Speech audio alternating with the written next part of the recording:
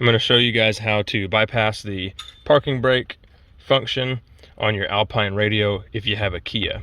This is going to work for other things non-Kia related, but the reason we're doing it on a Kia is because the parking brake wiring does not work with the way most vehicles do.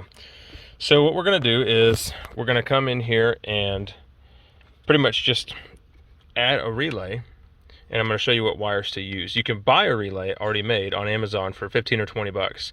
But if you don't have time to wait and you have a relay, I'll show you how to wire it up. So what we need to do is we actually need to provide ground to our Alpine radio on the yellow-blue.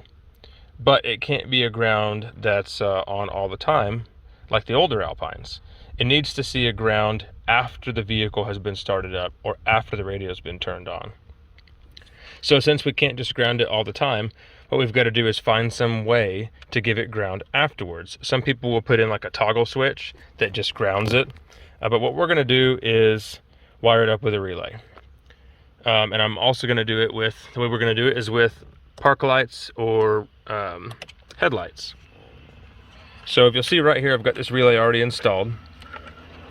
And on the signal to turn the relay on, we're going to use the illumination wire, which is this orange one. It's almost always going to be the same wire no matter what car or radio you're installing. The harness is always going to be orange for illumination. Typically what that does is it tells the radio to dim when you have your lights on because it thinks maybe it's nighttime, you don't want the brightness of the radio. Alpine doesn't have that feature, so this wire isn't used anyway. So we're going to use this to tell our relay to turn on. This relay, for example, it's going to go on the white wire, which is signal. And then on our pass-through, what we're going to pass through the actual relay is going to be ground.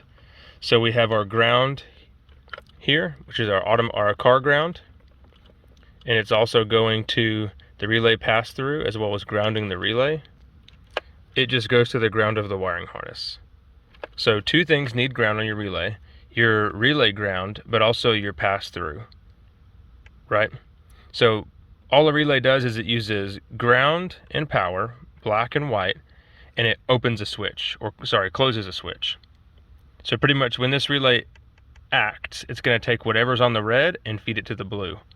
In our case, we want ground to be fed through. So that's why the red is grounded.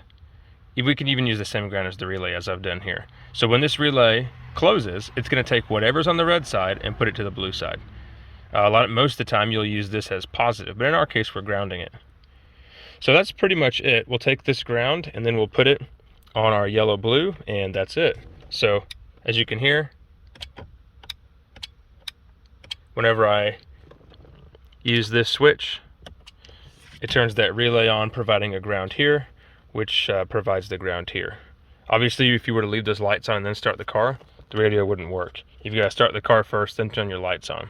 All this does is let you get into the CarPlay menu and do those kind of features.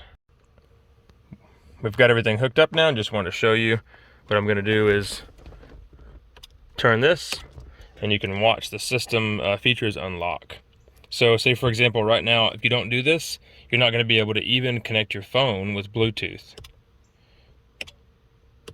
So as soon as you have this bypass done, you'll be able to get into all your settings, connect your phone, hook up Bluetooth, and all that other kind of stuff. If you don't do this, then you're going to lose most of the functionality of your radio. That's pretty much it. If you have any questions, put them in the comments. Thanks for watching.